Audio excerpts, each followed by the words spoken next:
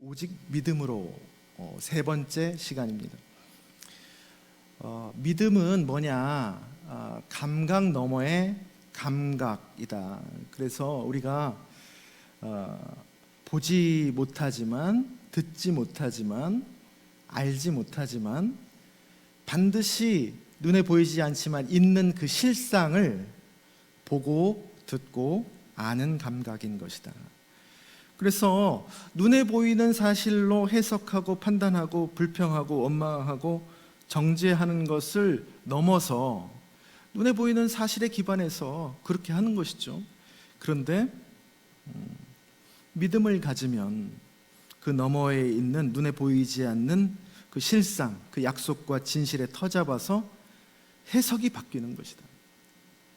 그것에 터잡아서 판단하고 또 그 믿음으로 보이지 않는 실상을 기준으로 선택하고, 그래서 그리 아니하실지라도 감사할 수 있고 또 오히려 기뻐하기까지 하는, 다시 말하면 정신 차리는 거죠. 깨어있는 관점입니다. 분리감에서 벗어나는 거예요. 분리감이 환상이고 우리는 그걸 보통 현실로 보지만 분리감에서 깨어나는 것, 꿈에서 깨어나는 것이 현실입니다. 그 진실을 보고 판단하는, 모든 것을 선택하는 그런 관점이 믿음이다. 그래서 지난주에는 그것에 이어서 아브라함의 생애를 살펴봤지 않습니까? 그래서 아브라함의 생애는 이러한 믿음이 점점 성장하는 여정이었고, 눈이 열리는 과정이었고, 하나님의 명령에 따라서 묵묵히 순종하면서 급기야는 창세기 22장에서 금쪽 같은 약속의 아들 이삭을 번제로 드리려고 했을 때 그게 완성이 되죠. 네가 이제야 눈에 보이는 것만 보지 않고 그 너머에 있는 하나님과 하나님의 약속, 그분의 뜻을 확실히 보고 이제 살아가는구나 라고 하나님께 확인을 받는 그 스토리가 지난주에 함께 나눈 그런 본문이었습니다.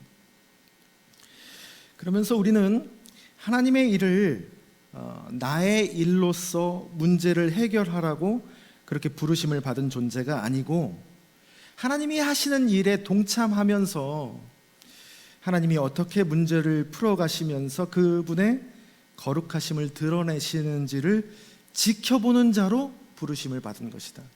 굉장히 큰 차이입니다, 여러분. 하나님의 일을 받아가지고 내가 하는 게 아니에요. 그분이 어떻게 일을 행하시는지 나는 지켜보는 자예요. 그래야 화가 안 나, 원망이 안 들어요. 그래서 믿음은 하나님께서 가라 하면 가고 멈추라 하면 멈추고, 도의적으로 이해가 안 되는 거죠. 아들 바치라 하는 것이. 그런데도 불구하고 그 너머에 있는 그분이 더 선하시다라고 하고 그것을 아무 말 안 하고 묵묵히 순종한 것입니다, 아브라함이. 그래서 하나님께 이제야 네가 믿음을 가졌구나, 네가 하나님 경외하는 줄을 내가 아노라 라고 하나님이 감격하시면서 아브라함을 칭찬하신 건 아니겠습니까? 그렇게 가라 하면 가고 멈추라 하면 멈추고, 모세의 예를 통해서 반석을 치라 하면 치고 지팡이를 내밀어서 명령하라 하면 그렇게 하면 되는 것, 그것이 바로 믿음이다라는 메시지를 나누었습니다. 오늘 우리가 읽은 본문은 그것과 어떻게 보면 좀 다른, 그러나 한 덩어리입니다. 믿음이라는 한 덩어리. 그러나 완전 다른 면을 보여주고 있습니다. 어쩌면 믿음의 아주 신비롭고 파격적인 면이라고 할 수 있습니다. 지난 주일에 나눴던 말씀하고 여러분 잘 통합하셔야 됩니다. 어찌 보면 반대의 메시지일 수 있습니다. 근데 하나입니다. 오늘 본문은 아브라함이 99세 때에 하나님께서 말씀하신 말씀이자 약속입니다. 아브람이 원래의 이름이었는데 아브라함, 열국의 아버지라는 이름으로 이름이 바뀌는 하나의 전환점이 된 그 이야기의 시작의 말씀입니다.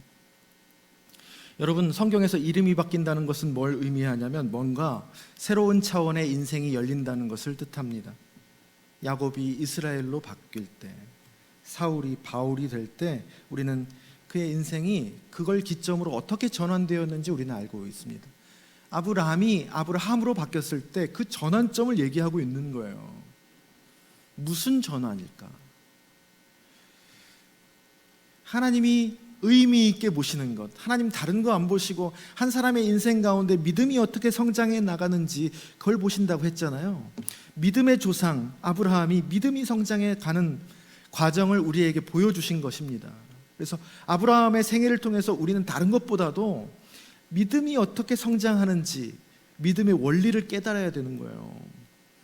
하나님이 의미 있게 보시는 것, 곧 믿음의 또 다른 차원으로 들어가는 장면이라고 그렇게 봅니다.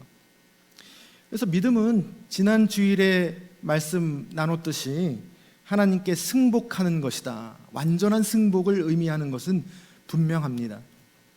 그런데 여러분, 그 승복이라는 이미지를 어떻게 그리고 계십니까? 수동적인 승복이라고 보통 이제 이미지로 그리고 있습니다. 나는 없고 그분의 뜻만 있어요. 그런 게 아니에요, 여러분. 그러면 어떻게 됩니까? 점점 믿음이 좋아지면 좋아질수록 우리는 기계가 돼.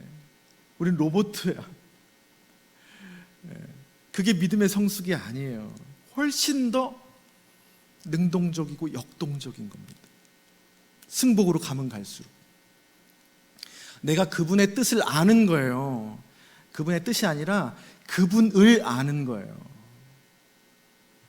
그래서 믿음은 하나님을 앞세우고 그렇게 걸을 때도 있고 노아처럼 하나님과 나란히 동행할 때도 있지만, 오늘 본문 창세기 17장 1절, 나는 전능한 하나님이라 너는 내 앞에서 행하여 완전하라. 이게 여러분 한글로는 좀 약간 이렇게 아리까리하게 해석이 되었는데, 이게 히브리어 원어로는 아주 대단한 본문입니다. 너는 나보다 앞서서 걸어라 입니다. 하나님보다 앞서라는 거예요. 출애굽 이후에 광야에서 구름기둥 불기둥으로 하나님이 인도하시는 대로 가지 않습니까? 근데 어느 순간 구름기둥과 불기둥이 없어져. 그리고 출애굽기 17장에서 이런 표현이 나옵니다. 여호와의 명령을 따라 떠난다. 여호와의 명령을 따라 떠나는 거예요. 구름기둥 불기둥이 아니고. 그리고 그 이후에 떠나서 아말렉과 자기들이 피와 땀과 기도를 통해서 이깁니다. 그 전에는 어떻게 했어요? 눈에 보이는 기둥을 보고 이리로 가라 저리로 가라, 홍해 갈라져서 다 숨을 시켜주고 그러면 지나가기만 하면 됐잖아요. 그랬는데 이제는 어느 순간부터는 그분의 말씀, 그분의 소리를 듣고 가기 시작하고, 직접 자기가 그 소리를 듣고 그 음성을 듣고 그 말씀에 따라서 직접 군사를 모으고 칼을 들고 아론과 훌이 모세 두 팔을 들고 그 잔인하다는 아말렉 백성을 직접 싸워서 이깁니다. 하나님이 개입하시죠. 그런데 홍해처럼 개입하시진 않습니다. 하나님이 개입하시지만 분명 양상이 다릅니다. 여러분, 우리가 하나님과 나와의 관계, 그 믿음의 여정이죠. 그 믿음의 여정을 걸을 때 우리와 관계하시는 하나님의 목적이 뭘까요, 여러분? 우리가 많이 착각하는 겁니다. 제가 교회에서 신앙생활하면서 교인들하고 상담하고 신방하면서 많이 이런 이미지를 가지고 신앙생활을 하는 분들이 적지 않게 있다는 것을 발견했어요. 너 나한테 복종해서 나를 좀 높이고, 하나님이 그렇게 하나님 나라 몸집 불리는 게 믿음의 여정을 걸어가라, 하나님과의 관계하는 하나님의 목적인 것 같습니까, 여러분? 하나님 높이라고 그러잖아. 하나님 나라를 확장시키라고 그러잖아. 그럼 나는 희생되고 하나님만 몸집이 부러져. 내 인생은 없어요. 그분께 승복하면 나는 없고 그분만 커져. 아니면 그 믿음의 삶을 통해서 너 잘되고 네가 힘이 있어지는 것이냐? 어떤 것 같습니까, 여러분? 말을 듣고 보니까 그렇죠, 그죠?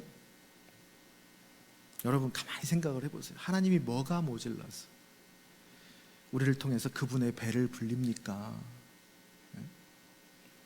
지난주 새벽 기도회 때 마태복음 산상설교를 읽었는데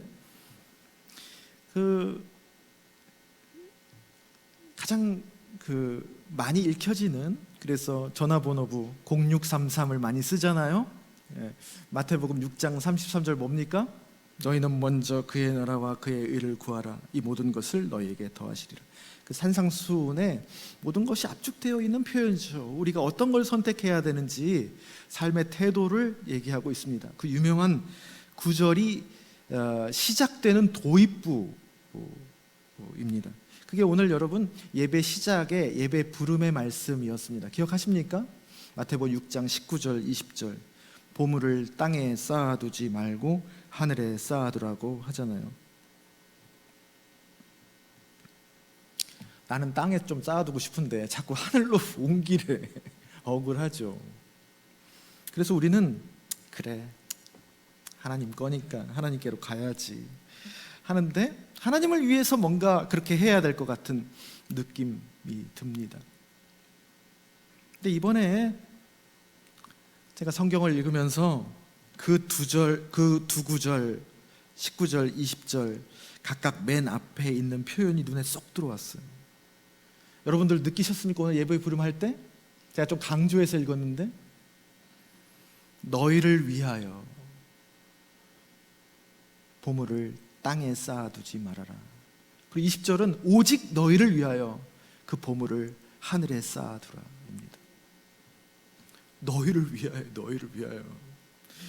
하나님이 당신 배 불리려고 세금 걷어가는 게 아니라는 얘기잖아요. 그죠? 그게 너희들에게 좋은 것이다 말씀하시는 겁니다. 여러분, 복음은 기쁜 소식 아닙니까? 기쁜 소식이잖아요. 행복한 삶으로의 초대잖아요. 그래서 밑에 1층에서 반계단 올라오면 행복한 삶으로의 초대에서 팔복 말씀이 예쁘게 도안되어 있지 않습니까? 그래서 복음은 여러분 율법이 아닙니다. 이거를 하면 돼, 안 돼가 아니에요. 이거 하면 행복한 것이다 라고 얘기하는 겁니다. 누가 행복한 거예요? 너희가 행복하다는 거예요. 너희가 행복하면 또 누가 행복한 거야? 하나님이 행복한 거예요. 그래서 하나님과 우리의 관계를 부모-자식 관계로 많이 비유하는 것이고 그 부모-자식 관계보다 훨씬 더 순도 높은 사랑이다 라는 것이 성경의 메시지입니다. 비유하자면 그런 것이지만 사람의 일로는 비유하자면 그게 최상의 것이다. 근데 비유할 수가 없네, 이런 얘기입니다. 여러분, 멀쩡한 부모라면 부모의 행복은 뭐에 있습니까? 자식이 잘 되고 행복해하는 것입니다. 저희도 애들이 어렸을 때 환상의 나라 아십니까, 여러분? 환상의 나라 모르세요? 네? 환상의 나라? 에버랜드. 에버랜드 아주 연간 회원권 끊어가지고 뻔질나게 갔어요. 애들이 어렸을 때. 한 번 애들이 보더니 진짜 거기가 천국이야. 눈이 뒤집혀가지고 가서 주말에는 저희들이 못 가니까 월요일 날 쉬는 날이잖아요. 주중에 갈 수 있는 싼 연간 회원권이 있습니다. 오렌지색. 그것을 월요일 날 가면 거의 다 뒤에서 전도사님 목사님 부르면 10명 뒤돌아봐. 그런 연간 회원권을 끊어서 이제 아이들하고 같이 갔는데 거기 가면 여러분, 에버랜드 가면 어른들 뭐 합니까?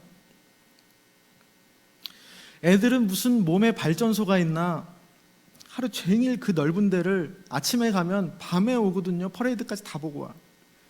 근데 그 넓은 데를 쉴 새 없이 뛰어다닙니다. 그 부모들이 에버랜드 벤치에 앉아서 틈틈이 애들 뭐 탈 때 쉬고 애들이 같이 타자고 하면은 뱅글뱅글 도는 거 막 토 나오거든요. 그런 거 이제 타고 그래요.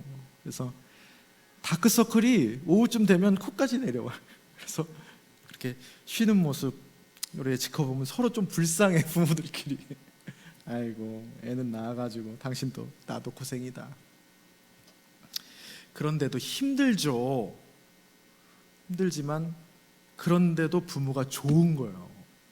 왜요? 왜 좋습니까? 에버랜드가 너무 재밌어서?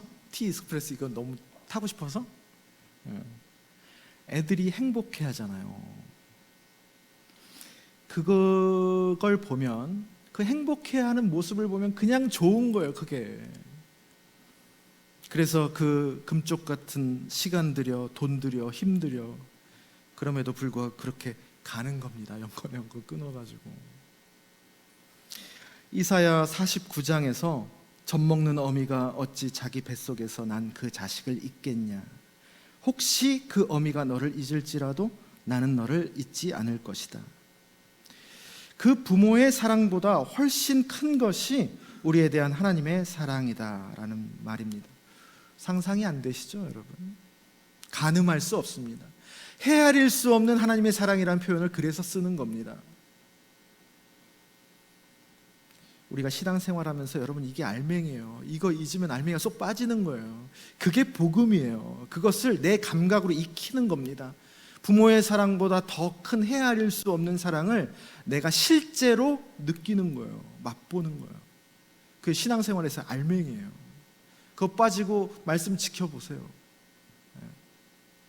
딱딱한 사람이 됩니다. 한때는 하나님이 나를 따라서 쫓아만 와. 그러다가 어느 시기에서는 네가 앞서가거라 그러는 거예요. 오늘 본문 1절에서 아브라함에게 그렇게 말씀하시는 거예요. 이 본문에 대해서 어떤 유대인 랍비들이 구약 성경의 권위자들이거든요. 오랜 전통에 터잡아서 그 어떤 유대인 랍비는 이렇게 비유를 들었어요. 이 본문에 대해서 17장 1절에 대해서 왕에게 두 아들이 있었는데 하나는 성년이고 하나는 아이였다.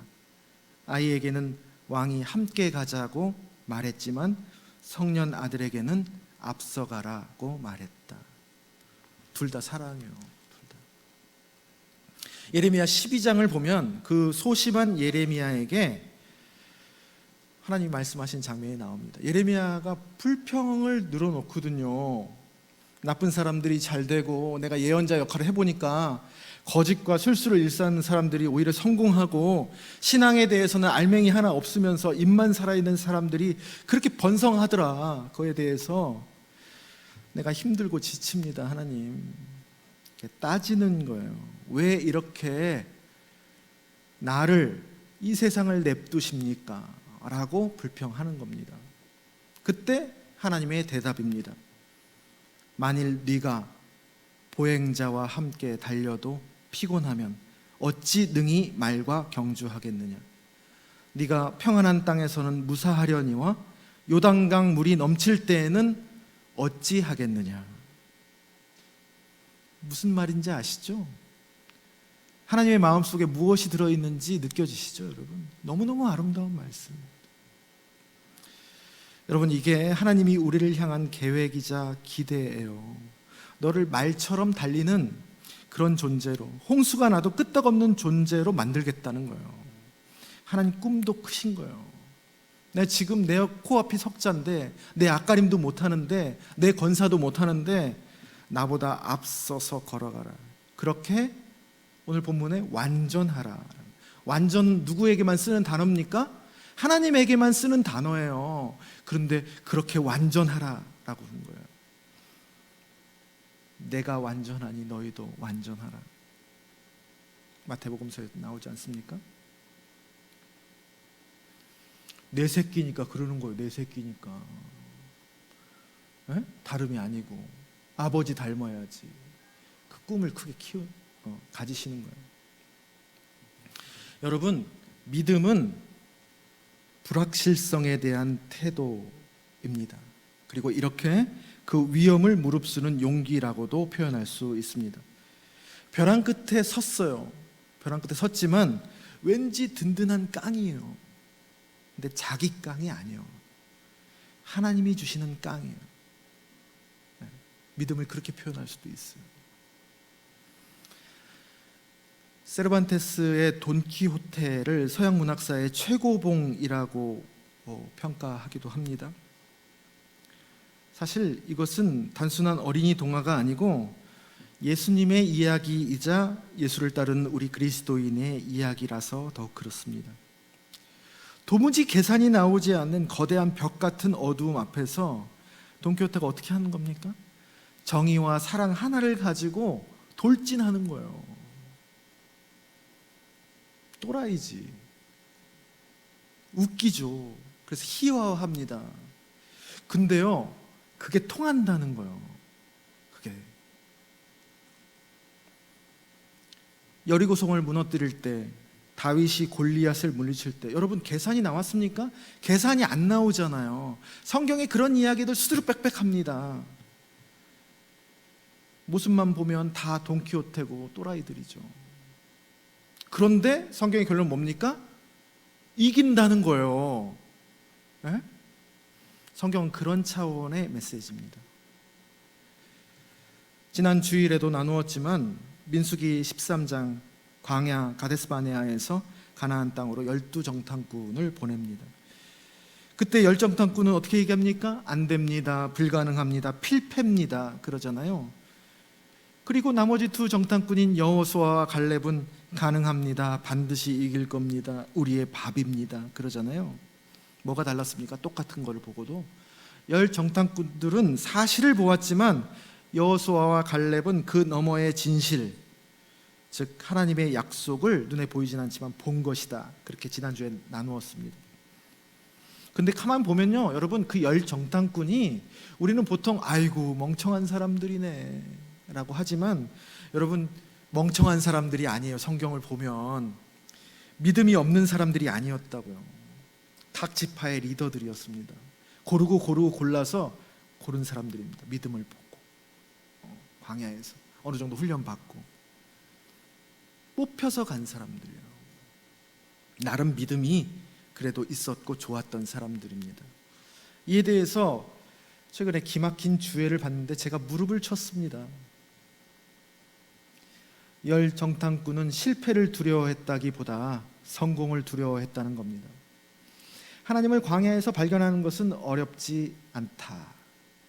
광야에서는 손으로 노동하지 않고 만나 먹고 살고 하나님이 당신을 위해서 대신 싸우시는 것에 의존만 하면 되고, 그래서 홍해 갈라지면 거기 지나가기만 하면 되고, 그런 10정탐꾼은 그런 생활 방식으로 영원히 살게 되기를 원했다.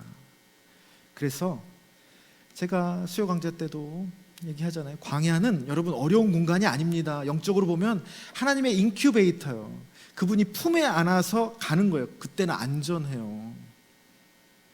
그러나 하나님이 우리에게 원하시는 것은 계속 그렇게 품에 안겨 있길 원해. 인큐베이터에 가나안 땅에 들어가서 이방 원주민들이 여전히 있는 그 세상과 씨름하면서 사는 것, 삶 자체의 한복판에서, 사회생활과 그 제도들 한복판에서 하나님 백성으로서의 정체성을 가지고 살아가는 것이다.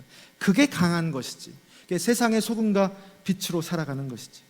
믿음은 그렇게 위험을 무릅쓰는 것이다. 믿음은 그래서 확실성이 아니다. 믿음은 불확실성과 더불어서 살아가는 그런 능력인 것이다. 광야를 떠나서 세상 속으로 들어가서 모든 시험과 유혹에 맞선다는 큰 도전을 감내하는 것이다. 그러나 그곳이 바로 하나님께서 종국적으로 우리가 있기를 원하는 장소이다. 너무 새로운 관점이죠, 여러분. 실패를 두려워했던 사람들이 아니에요. 오히려 안전을 택한 거예요, 광야에서. 그래서 수요 성경 공부 때 나누었던 내용인데, 출애굽기와 민수기 둘 다 광야에서의 이야기이고 내용도 비슷한 것이 적지 않게 있는데, 민수기보다 출애굽기가 더 분위기가 전체적으로 어둡고 민수기가 출애굽기보다 더 불평도 불만도 많이 나오고 더 힘들어하고들 하거든요. 그 이유가 뭐냐? 출애굽기는 애굽에서부터 나온 프롬의 여정이라는 거예요. 그래서 일단 명확한 적이 있다는 거예요. 나오기만 하면 되니까 목표의식이 정확해. 그 대상이 있어요. 그래서 막 으쌰으쌰를 해. 에너지가 나와. 그런데 민수기는 이제 가나안 땅으로 향해 가는 투의 여정이라는 거예요. 불확실해. 대상이 확실히 정해져 있지 않아. 언제 끝날지 몰라. 그런 막연한 여정이에요. 그런데 여러분, 출애굽기보다 민수기가 진일보한 여정이거든요. 하나님께 더 훈련받고 가까이 된 여정이에요. 그럼 덜 힘들어야 되는데 아이러니하게 더 힘들어한다라는 겁니다. 이런 메커니즘 때문에 우리 공동체가 꼭 새겨들어야 할 관점입니다. 그 불확실한 것 속으로 들어가는 것, 그 막연한 위험을 무릅쓰는 것, 캄캄함을 뚫고 걷는 것은 분명 힘든 것입니다.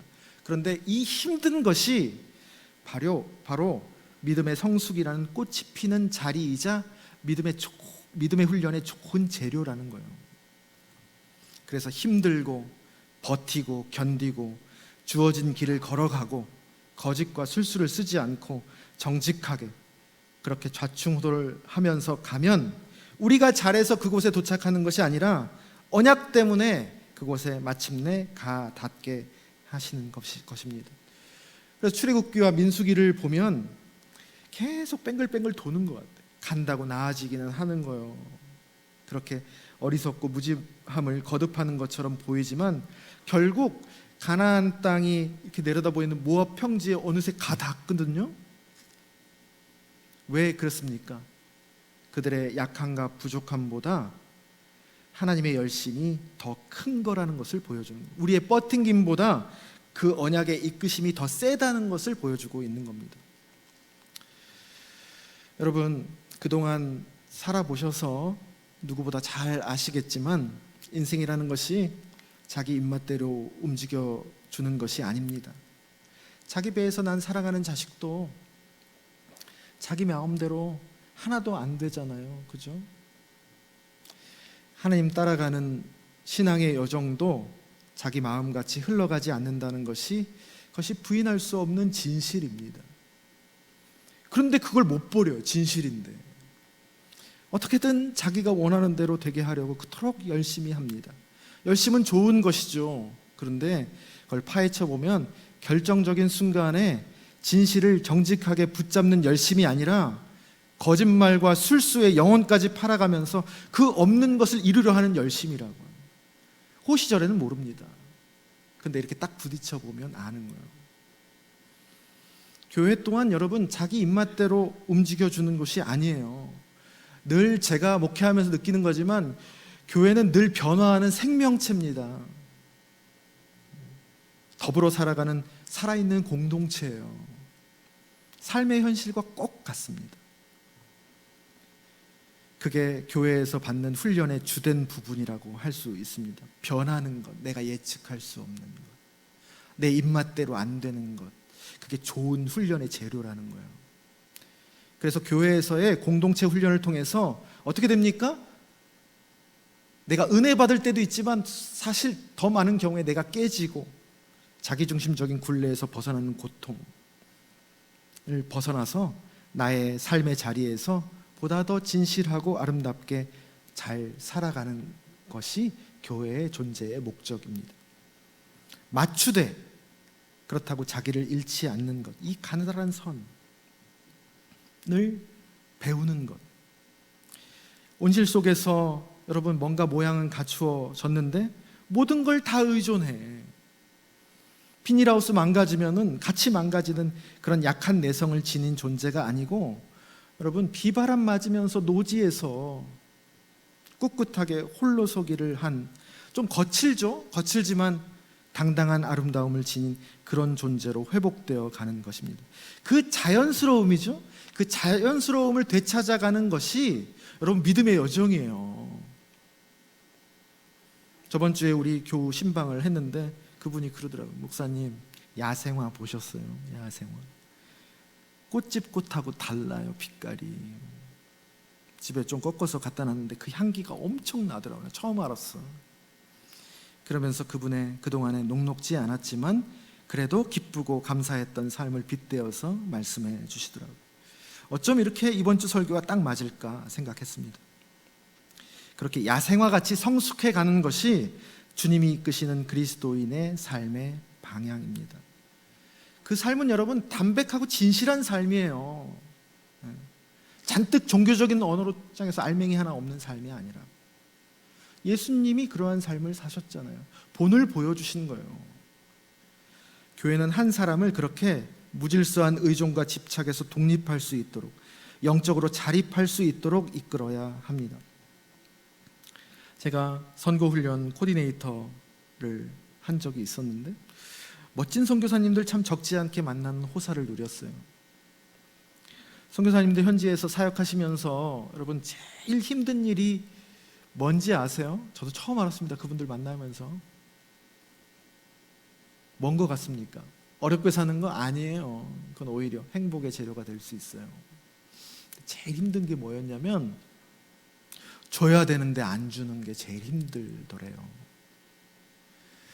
그 사람들한테 주면 선교의 대상들 아니에요. 다 가난한 나라 가지 않습니까? 약한 사람들한테 가잖아요. 주면 당장에 좋은데 주면 안 된다는 거예요. 믿음의 체질이 약해져, 야성이 사라진다는 거예요. 믿음 전하러 갔잖아요. 근데 믿음이 약해진다. 결국은 그 사람한테 해가 된다는 거예요. 도와준다고 도와주는데 그 사람에게 도움은커녕 성장을 막는다는 거예요. 그래서 몽골의 그 추운 날밤 예배 끝나고 버스 몇십 분씩 기다리면서 있는 모습을 보면 데려다주고 싶은 마음이 굴뚝 같지. 저 냅둬도 되나? 내 선교사로서 내가 사랑이 없나? 가책도 느끼기도 하고 그러는데 그렇다고 홀랑 데려다주고 그러면 안 된다는 거예요. 돈 필요하다고 막 주면 안 된다는 거예요.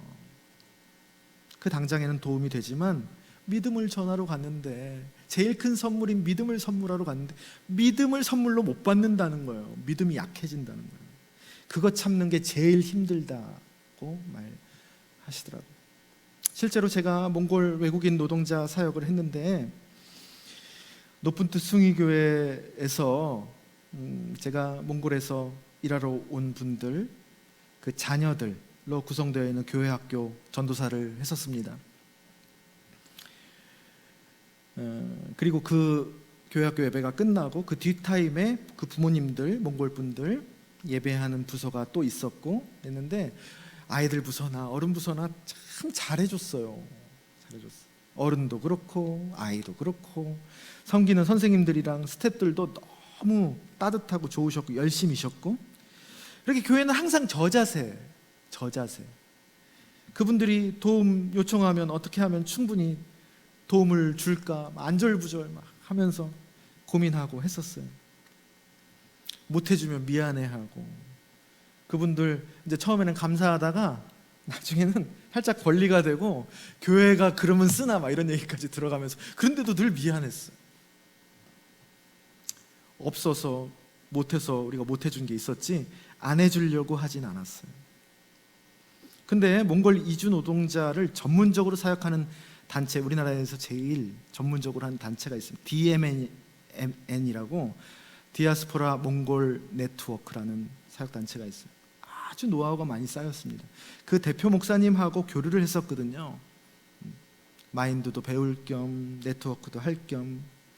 근데 그 목사님 그러시는 거예요. 숭의교회 그렇게 사역하면 안 된다고 직언을 날리시는 거예요. 이주 노동자 선교라는 것이 결국은 한국에서 신앙생활하게 하는 것이 아니고 그게 목적이 아니고 돌아가서 그곳에서 신앙생활을 유지하고 여기서 얻은 신앙을 현지 선교사처럼까지 그곳 사람들에게 전하는 것인데 그렇게 돕기만 하는 신앙 훈련으로 그 사람들 몽골 들어가서 못 버틴다는 거예요. 그 말을 들으면서 제가 어떻게 생각했겠습니까? 그래도 우리가 사랑인 것이다 생각했어요. 어떻게 도와줘야지. 근데요 시간이 흘러서 그 목사님이 맞았어요. 시간이 흘러서 그 사람들이 이제 몽골 다 들어갔거든요. 어떻게 되었는지 아십니까? 신앙생활을 멈췄습니다. 왜 그랬을까요? 거기서는 도와줄 사람이 없거든. 홀로 서기를 못하는 거예요. 홀로서는 훈련을 받아야 할 때 그 기회를 받아먹느라고 놓친 거예요. 훈련받은 선교사는 무슨 선교사? 자기 혼자 자기 신앙도 건사하지 못하는 것이죠. 숭의교회가 1년에 한 번씩 그 몽골 팀이 팀 꾸려가지고 몽골 갔거든요. 왜 갔는지 아십니까? 그분들 현지에 가서 케어해 주려고 갔어요. 그거라도 해서 그분들 신앙을 연명해 주는 거예요. 1년에 한 번 가가지고 수련회 하면서. 연명이지. 갈 때마다 어린아이 같아요. 잘하지를 않아요. 제가 숭의교회 이제 분립하느라 나와서 이제 새로 부임한 대전제일교회에서도 대전 지역 몽골 유학생 사역을 대전제일교회 내 부서를 하나 만들어서 했습니다.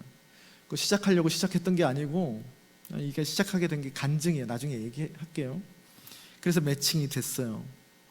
근데 그때의 그 시행착오의 경험으로 도움을 주려는 마음을 꾹꾹 눌리면서 돈 한 푼 안 줬습니다.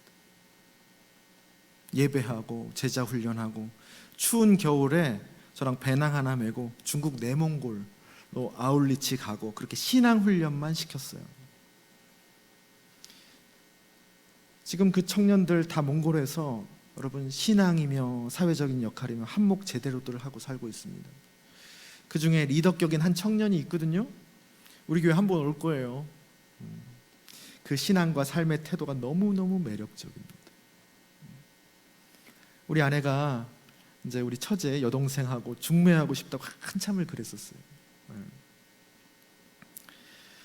사랑하는 낮은동산 교회 성도 여러분, 목사에게 설교 듣고 배우고 하는 것이 물론 교회 교육과 신앙 훈련의 중요한 축인 것은 부인할 수 없습니다. 그러나 여러분 그것만으로는 안 됩니다. 백날 해봤자 그렇게 의존하는 신앙으로는 잘하지 않습니다. 스스로 성경에서 지금 내 안에 살아계신 하나님이 나에게 맞춤복처럼 하시는 나만의 메시지를 길어 올릴 수 있어야 신앙이 자랍니다. 더 나아가서 여러분 교회에서 어떻게 세상의 삶을 대신 살아줍니까? 네? 그래서 밖에 일이 안 되면 교회에서 교회 탓이라 목사님이 기도 안 해줘서 그렇다. 그럴 수도 있죠. 근데 정말 그렇습니까 여러분? 교회는 밥 먹고 보약 먹고 쉬고 심기일전하는 곳이에요. 그리고 그 힘으로 주 무대는 바뀝니다. 세상에요. 세상의 소금과 빛의 역할을 하는 거예요. 빛이에요. 소금이고 교회의 설탕이 아니라고. 그렇게 부딪히면서 각자 부르심에 합당한 삶을 살아가는 겁니다. 그리고 교회 와서 다시 밥 먹고 보약 먹고 쉬고 심기일전 하는 거예요. 그리고 다시 나가서 그렇게 싸우는 거예요. 살아내는 거예요. 그런 힘과 내공을 지니는 게 여러분 그게 알곡입니다. 예배 많이 나오는 게 알곡이 아니고 헌금과 봉사 많이 하는 게 알곡이 아니고 그렇게 세상에서 그리스도인으로서 꽉 차게 살아가는 것이 알곡이에요. 그게 믿음입니다. 그런 알곡 신앙인들이 점점 많아져야 우리 교회가 건강하고 든든해집니다. 그런 그리스도인이 바로 교회의 기반이기 때문입니다.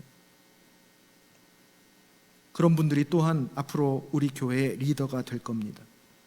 그래서 여러분 믿음 때문에 교회에 왔으니 그 믿음의 여정 진실하게 잘 가시면서 그 실력을 채워나가시고 광야의 훈련 또 공동체 신앙의 훈련을 여러분 잘 받으시기를 바랍니다. 교회에서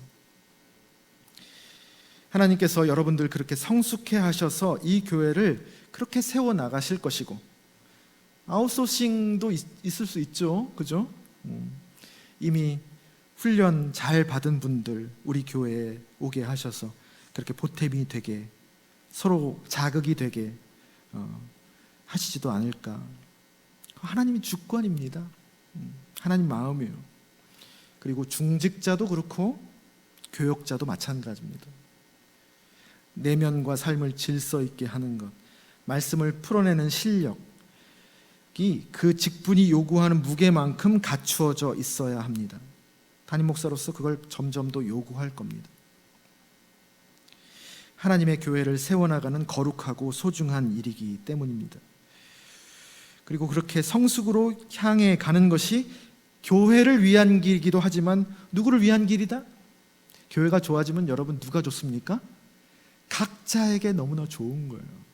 정말 좋은 교회 만들어 보세요. 세상에 가장 귀한 재산을 얻는 것 같습니다. 가장 귀한 게 되는 거예요. 그래서 기쁘게 기꺼이 갔으면 좋겠습니다. 그렇다고 여러분 오늘 말씀에서 절대 오해하시면 안 되는 점이 아싸 이제 하나님 앞서가면서 내가 해야지, 이제 내가 중심이 돼야지로 가면 안 됩니다.